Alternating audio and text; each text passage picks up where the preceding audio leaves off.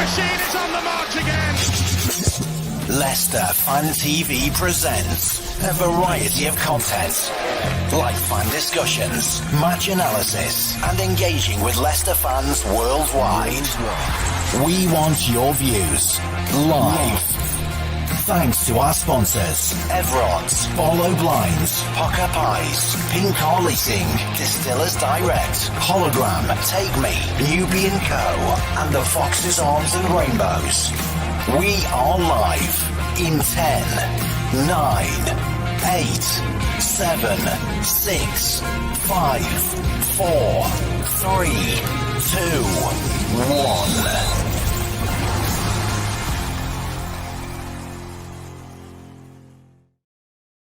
Hello. It's Locks here. Welcome back to Leicester Fan TV for another Fan Zone show. It is Fox's Focus up today. It's Thursday. Only one more day left of this week, and then back to full weeks from next week, with New Year and Christmas, and back to normal next week. But we've got one more weekend, and in that weekend, we will see Leicester take part in the first game of the season in the FA Cup. Enzo Maresca's first FA Cup tie with Leicester City, his first one ever, apart from the youth ones at Man City. So let me know if you're excited for that. Let me know who you would like to see play. If you think we're going to do well in the FA Cup this year, if you think we should take it serious, let me know in the comments and we'll get straight into it.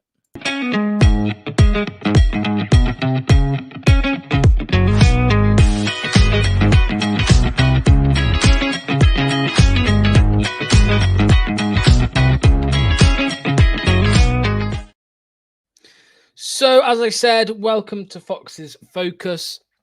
We will be discussing this weekend's FA Cup tie.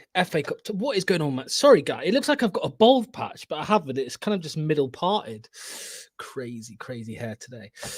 Let's see who's here in the comments. Let's see what's going on. Thomas Hawkeye is here. Hey, Thomas. Or Tomahawk Eye. Sorry, I was reading it as Thomas Hawkeye, but yeah, Tomahawk Eye. Hi, dear mate. Nick Moore, evening, Mick. Mick. Oh my God, what is going on today? Nick, your name is Nick. Guys, by the way, I'm going to put the link in the chat.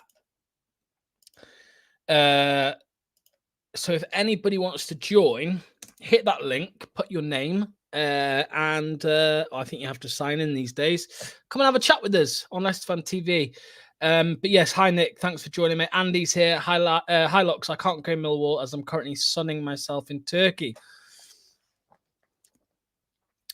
You're taking the piss, first of all. You're not in Turkey, but you nearly had to buy me a trip to Turkey because Andy said, Don't ask me why we got into the conversation a couple weeks ago, but we got into a chat about Daka scoring a hat trick against, was it the Plymouth game? And then he scored 2. It might not be the Plymouth game. Remind me who it was against.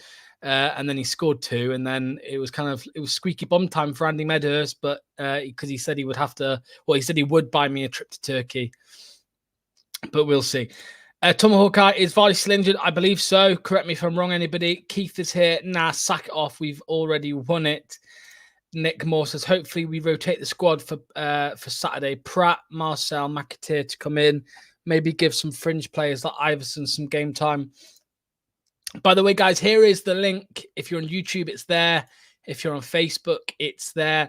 Just click the link, sign in, and come and join and have a chat about whatever we want, really. We're not stuck to the FA Cup match. We will talk about it, but we're not stuck to just talking about that. We'll talk about anything you want.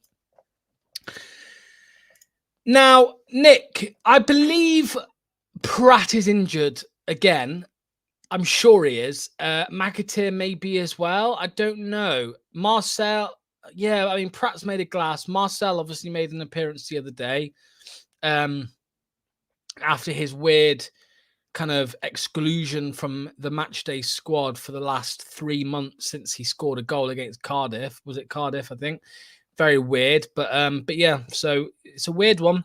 I would have thought my conspiracy theory was that Marcel maybe got a bit bit too big for his boots after that goal he scored, and Enzo kind of like put him back down. You know, all right, kid. You know, stay grounded. You're going back in the reserves for a bit. I don't know. Let me know, guys, what you think about the whole Marcel situation. It was very weird. He made quite a lot of played quite a lot of minutes in pre-season. Then he played quite a lot of minutes in the first part of the season, and then scores a goal and he's out. So my interpretation of it was something happened behind closed doors, and he was just, you know, forced to hang tight a little bit longer. And I think he's done well, apparently, in the under-21s since then, or under-23s, whatever it is these days. Andy says, to be honest, last 15 minutes was horrible. Yeah, I'm not surprised. Could do with doing well in the FA Cup and sack off the cup. Promotion is priority. Guys, look, already here we've got Dave and Andy saying two completely different things. So let me know what you think, because I feel like most years, it's weird. I feel like the fan base is always split, right, on what we should do when it comes to cup competitions, because I think like so many people come out and just say we need to focus on the league, even when we're like 10th in the Premier League. You know, we need to focus on the league, sack the cup competitions off. But then those same people, as soon as we like lose an FA Cup game against a fucking, sorry for swearing, against a Newport or a Forest, or you know what I mean, we tend to just then kick off and say, why don't we try? Why don't we try? So, but then on the flip side, there's people who say all season, you know, we need to focus, we need to go for it in the cup. And obviously it paid off in 2021. We won the was it 2021? Guys, when did we win the FA Cup? 2021. Yeah, it was 2021. Yeah, well, 2021, we won the FA Cup. And that was, I mean, you know, no one's ever going to take that away from us, what happened that year. It was just magical moment to win our first FA Cup. And now I think, you know, Leicester City, we've always had a bit of a, I was going to say love-hate, but like hate relationship with the FA Cup. Like we you know, historically we were the most, the team who had the most finals without winning it. And, you know, and we just never seemed to do well enough. I remember like back in 2012, 2013, do you remember 2012, 2013, where we made it to like Chelsea? I can't remember what stage it was. We beat Norwich, Beckford and Nugent, I think, scored, and then we went to the next round. We played Chelsea at Stamford Bridge. Ben Marshall scored an absolute screamer, but we lost like 5-1 or 4-1 or 3. Do you remember? Someone with good knowledge, let me know. Ben Marshall scored a screamer, and then I think Torres might have scored or something, and someone scored a free kick. Was it like Alex? I don't know. I might be making some stuff up now, but you know, but now we haven't got that hate relationship with the FA Cup anymore. We've won it only 3 years ago. We won the FA Cup, and yeah, I mean, it might be hard going from the Championship to win the FA Cup, but you know, you never know. We can make it to the quarters, the semis. You just never know. You never know. A lot of upsets happen in the FA Cup, and to be fair, if we beat a Premier League side, is it really that much of an upset? I don't think it. Probably isn't, right? It probably isn't that much of an upset. So I'm excited for it. See if we can go on a bit of a run.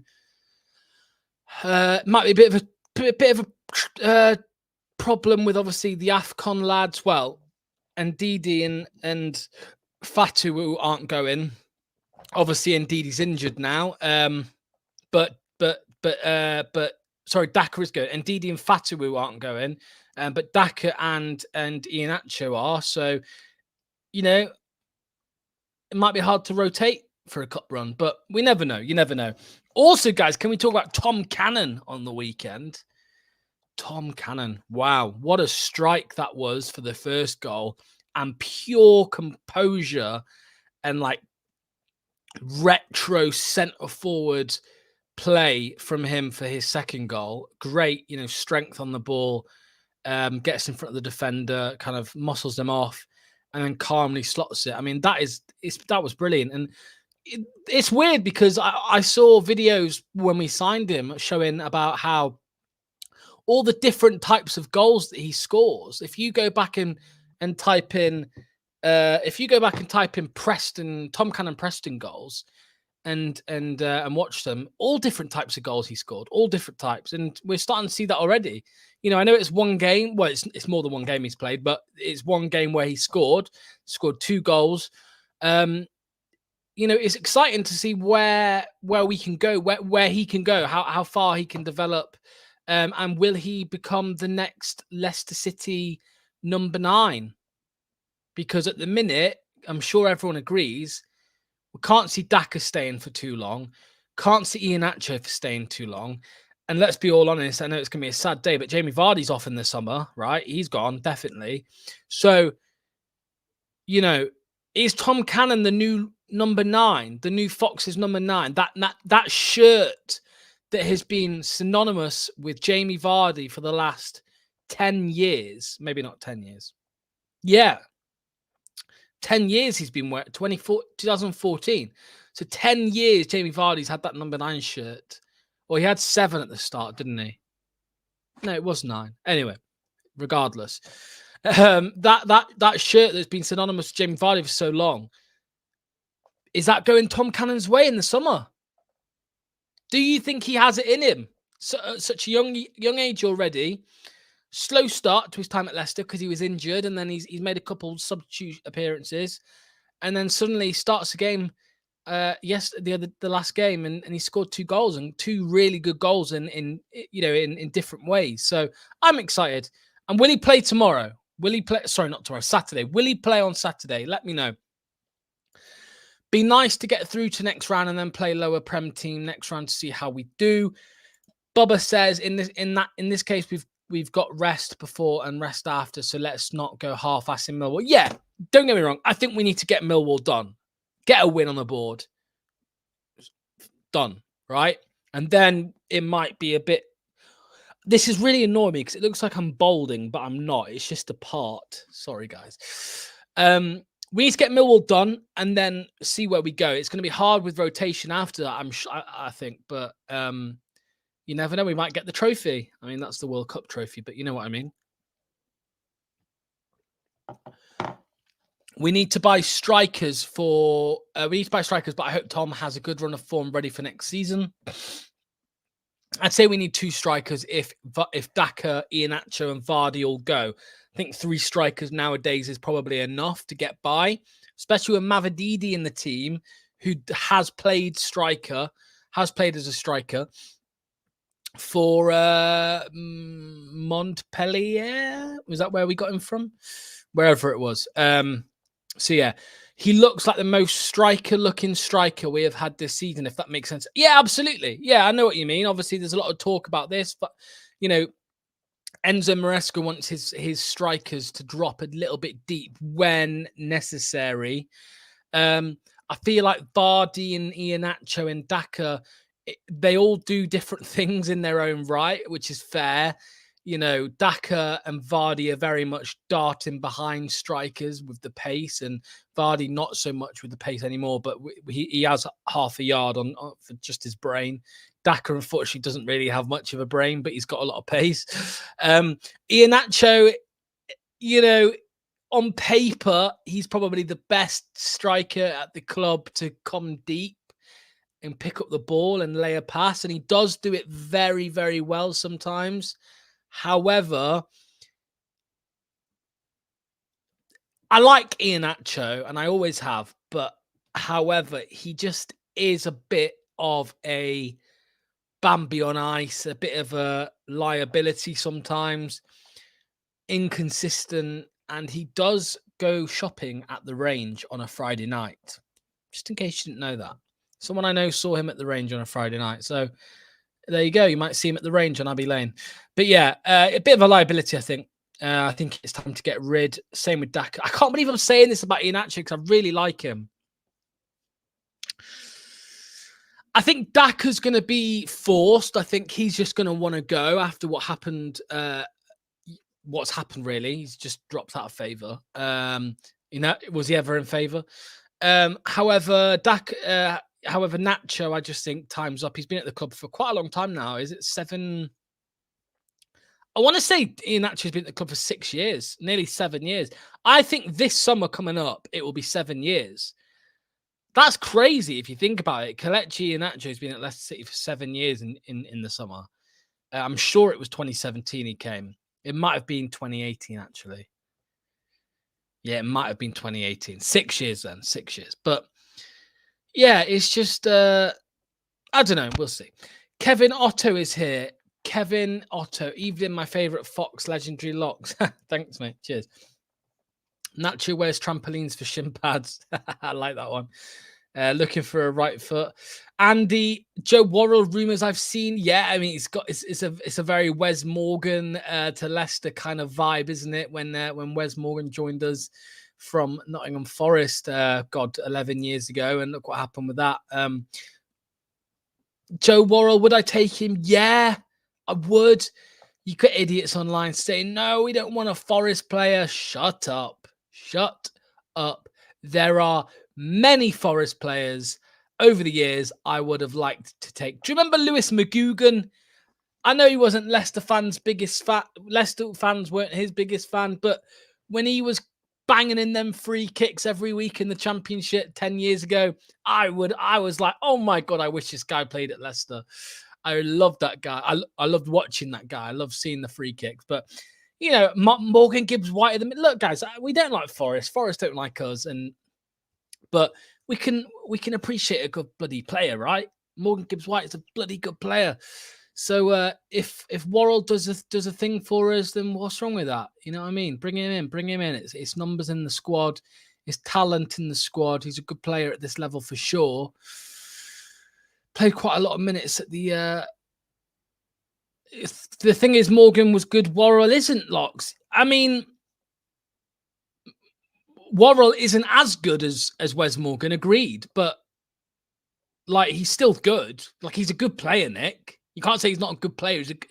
In the Championship as well. He's a good player. So I just feel like a lot of the time players are frowned upon. Yeah, that's true. Let me bring that up from Nick. Yeah, but still, if I see a good player, I want a good player. I don't care if he's from Forest. I don't care if he's from Derby. I don't care if he's from Cov. Look at Callum Doyle. Come on, guys. Was it Coventry last year? So it's fine. So I'm getting loads of missed calls. I don't know why. But yeah, Kevin says, any more through the door, any more incoming in January for lot? Yeah, I mean, I believe so, guys. I believe that we will be making signings this January, which again is just another kick in the teeth to those below us, which is 23 teams. There's 23 teams below us. But yeah, sharpness of brain is probably just as important as sharpness of reflexes in a striker. We don't want slow thinkers in our team. Exactly. Again, that's why when Vardy got older, he lost a little bit of his pace every year, but he carried on scoring goals because of his brain. He lost a yard of pace, but he earned a yard of pace with his brain. Scott Blankley, is Worrell Suter's replacement? Do you think? Who knows? Let's see if Suter goes. I mean, I would keep Suter, right? Instead of signing Worrell. Don't get me twisted, right? Nick as well. This is for you, mate. I would rather keep the centre-backs at the club now than bring in another one like Worrell. However, for whatever reason, Maresca has his problems with Suter. So if we're getting rid of Suter, I would bring in Joe Worrell. Yeah, but if I could choose, I would just keep Suter. But Enzo doesn't want him. And if a manager doesn't want you, that's hard on the player to stay committed and stay focused. And it's hard on fans, really, because like we keep saying, oh, you know, if we ever want to see, concrete slab it, I saw that thing. You know, because it's hard for us fans as well, because we keep saying we want to see him, we want to see him, we want to see him. We don't see him because the manager don't like him, and then that's it, Remember with Soyuncu and Brendan Rodgers, we couldn't do anything about it. It's Rodgers' team sheet at the end of the day. And what happens after that? The manager goes, and then Soyuncu goes. We lose Soyuncu. Can you imagine if we still had Soyuncu? He'd be starting every single game for Enzo Maresca. Every single game. Loads of noise about Carvalho. I haven't seen this, mate. Which Carvalho is it? Surely it's not the one that we were linked with for years. The Portuguese. Fabio Carvalho. Sorry, I'm being an idiot. Yes, of course. The Liverpool. Yeah, I'd be surprised. I'll tell you why I'd be surprised. Because I don't think he gets much game time. That might sound crazy. I don't think he starts more than 50% of our games because Mavididi and Fatawu are undroppable at the minute. The only way I see him start is if the plan would be to play him as that advanced number 8. So in the role where Ndidi, Akgun, and who else has played there? McAteer's played there a little bit. Cassidy, in that role, in that advanced 8 role. However, we don't tend to play Akgun or Cassidy. Sorry, we don't tend to play Akgun or McAteer when Dewsbury Hall's out the team, because then we lose aerial height from Dewsbury Hall. So what am I on about? When Ndidi's not playing, we lose that aerial height that Ndidi has. So we have to play Cassidy really, and then we can play Akgun if Dewsbury Hall's out. But Fabio Carvalho, as far as I'm aware, he's not that tall, so I can't see him playing alongside Dewsbury Hall. So I would struggle to see where all the minutes are going to come from. And apparently that's why they pulled him back from Leipzig, was because he wasn't getting enough minutes. So, but what does that say about us? The state we're in, the good state that Leicester City are in at the minute, where we might turn down the option to sign a Premier League player who's played minutes in the Premier League, who's just come back from the Bundesliga with RB Leipzig. We might turn that down in the Championship because he won't play enough games. So we'll see. Is it not more of Suter is not getting game time and wants to move on, but Suter may get game time as he fits the style of play? I don't think Suter does fit the style of play. I think that's the problem, Scott. I think that's the problem. It's all well and good to say sign this player, that player, etc. We've still got FFP issues, haven't we? No, Nick, we do not have FFP issues because we sold Maddison for 40, Barnes for 40, Castagna for, what was it, 13. Whoever else saved a load of wages, and we only spent 30. So we're like, we made a lot of profit. I don't think we've got any problems with FFP this summer, or this window, or next window. Like I don't think we do. I'm happy to be proven wrong, but from what I've seen and what I've read, there are no issues with FFP at this level, especially if we were in the Premier League and we were wanting to sign your 20, 30, 40 million pounds. I mean, like Leicester would sign we did that once with Tillemans, but if Leicester want to sign a 20, 30 million pound player, multiple of them, then that's a problem. But if we're just signing, your 5s and 10s, I think we're okay. And loans, we're definitely okay. Do you not think Worrell will get more time because he fits the style of... Oh, sorry, Worrell. Yes, I think Worrell would get game time here. Yeah, I do. I think Worrell would get game time here more than Suter does. Absolutely. Absolutely. And guys, can we just say, if it is Enzo that wants Worrell, can we please appreciate, Enzo's signings so far? Mads Hermansson, great signing. Winks, Fatawu, Mavididi, Cannon that we're starting to see now. The only 2 signings I would say are a bit are Connor Cody, and I'm talking about on the pitch there because he hasn't played too much, and when he has played, he hasn't looked amazing. But off the pitch, he's a massive boost, I'm sure. And the other one is Cassidy, which is a loan risk-free. So I'm happy with what he's done so far, Enzo. So let's just give him a chance. If he wants Worrell and he brings Worrell in, let's trust that he knows what's best. It's his system at the end of the day, and I think he'll know what's best for his system. Like the rumours that we're going for McAtee in the summer, no one knows about our business. Only Enzo and Rudkin knows who we're going for. We should welcome Luke Thomas back if Sheffield United return him. All right, let's finish on this discussion, guys and girls. Luke Thomas, just give me your honest thoughts. I mean, personally, I think I don't want him. I think he's rubbish.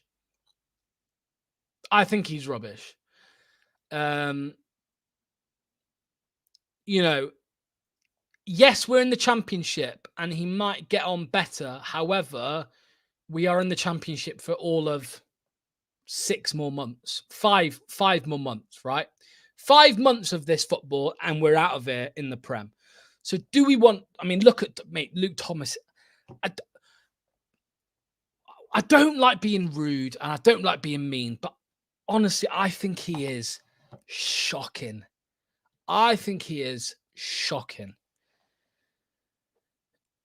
That's his level, I think, Andy. Maybe championship. Maybe he might get on all right. But what was Sheffield United thinking? I have no idea. Thomas won't suit the system. He ain't good enough for championship. He ain't good enough for the Prem. Yeah, he wouldn't suit the system anyway. We need a left back who can slot in at centre back. Can you imagine Luke Thomas at centre back?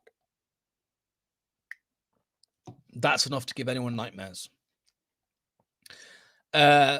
Overrated. I think he's correctly rated nowadays, Louis. I think he's rated badly, and I think that's fair. But at the end of the day, like he was a youth academy prospect. He came through. He made a good couple of games, a couple of performances when he came in during the COVID season. He did do well. And that happens a lot. You see youth players come through the academy and in their first couple of games, they're the underdog, if you like, in the team, and they stand out as good performers. But over a period of time, when they're now meant to be better, I mean, how old is he? He must be 23 now, right? 24, maybe. I'm going to find out. Luke Thomas. He's 22. You know, how is it out of order? How is calling Thomas rubbish out of... How? What do you mean he won the FA Cup with us? Is there no one in this team, Jonathan, that you think's rubbish? Is there no one in the FA Cup winning team that you thought was rubbish? No one? Or in the squad? No one that was rubbish? Of course he's rubbish. Look at him at Sheffield United. That being said, as I said, I think there was a lot of pressure on him when he came into the team and he looked good, right? Yeah, sorry, I'm getting told to calm down now. Yeah, I do need to calm down, but like someone's calling me out for calling him rubbish. I think it's pretty much, I think everyone knows he's rubbish, but yeah, anyway. And he definitely wouldn't suit our system anyway. So Kevin says Leeds were after him in the summer. Leicester blocked the move. I think, I mean, rightly so, Kevin. I mean, you need to thank us for doing that, because I think Junior Firpo is a better player than Luke Thomas, Kevin. Junior Firpo is a better player than Luke Thomas. Thomas is rubbish. Look at the stats. Yeah. Rodgers didn't do him any favors. Yeah, you can argue that. And I'm not saying that he couldn't have become a great footballer, because I think if he had, I think he may well have. But the problem for Thomas was he didn't come through the ranks at the same time when we were like 4th place, 5th place for 3 years in a row. He came in quite late on when we started to have a bit of a downfall, really, under Rodgers. So that didn't help at all. Nick, mate, you've chosen a terrible time to click on, because I need to go in a second, but I'll get you on for a couple of minutes. Oh, hello. We don't like that. There we go, mate. How are you? You all right? Evening, bud. You're all right. Yeah. Happy New Year. Yeah, Happy New Year, mate. So, I mean, we were just talking about Thomas. I've already read your comments out. I think we all know he's rubbish, but tomorrow, mate. He doesn't improve like you can improve a player on FIFA. That's for sure. Yeah. Terrible. I think some people think, okay, he's 22, which means he's got like 5 years of growth in him, so he's going to be like, no, you don't work like that. But Enzo's not a miracle worker either. Let's be fair. He's improved Vestergaard, but it doesn't necessarily mean he's going to improve Thomas as well. All you need to do is just type Luke Thomas in on Twitter and have a look at the hundreds of tweets from Sheffield United fans, and they will say, I mean, I've been quite harsh on him tonight, but they will, if you want to see harsh, read those tweets. Because I've seen him described as the worst left back to ever grace Yorkshire. I've seen people say. So, but yeah, anyway, so tomorrow, mate, what are you thinking? Are you confident? Tricky place to go. But no, but it's because it's down there, isn't it? It's Millwall. It's not exactly the nicest place to go and get a result, is it? So yeah. I'm not to be perfectly honest. If we get knocked out, it's not the end of the world. If anything, we could probably do without it, just so we can go on the HMS such and such the league, as you call it. That's the one. But I'd bring some of the, some of the fringe players in. Bring if Pratt's got some fitness in him. Give him a go. Iverson, even Brunt at centre back. Bring him into the pod. No, God, no. He should be one who goes out in January. How he's still like the books, I'll never know. This is the problem, though, isn't it? It's the contract. I mean, who's going to want to buy him? Who wants to buy him? I'm sure you never know, mate. You could go to a Wrexham, maybe. You never know. But is there not a way that we could do it? Like, I mean, look at Manchester United, for example. They're releasing certain players on a free just to get certain players. I think what's his name? This French striker. I can't think of his Martial. Martial, that's the one. And there's rumours going around that they're going to let him go on a free transfer just to get his wages off the book. Well, I think you can do like I think he's still got time on his contract, right? Has he got one more year? So, so the thing is, I'm sure. I think there's a thing in football, a mutual termination. But who's going to do that when you're getting paid however much money a week to and going to work where they work, right? In that training ground, it's probably like a dream, isn't it? So some people just don't care about how many minutes they're playing, mate. It's just how football is these days, isn't it? It's shocking. But yeah, go on, mate. I need to nip off. So tell me your score prediction for tomorrow. What are you thinking? Saturday. I keep saying tomorrow. Sorry, Saturday. Score prediction. 2-0. 2-0. And Cannon playing? I mean, there's no one else who can play, is there? Well, that's it. Cannon's probably going to have to start and say, I'll say Cannon's get a goal, and I'll go for Cassidy. Because I think he'll come in. He's not been brilliant, but it's the type of game he'll score in.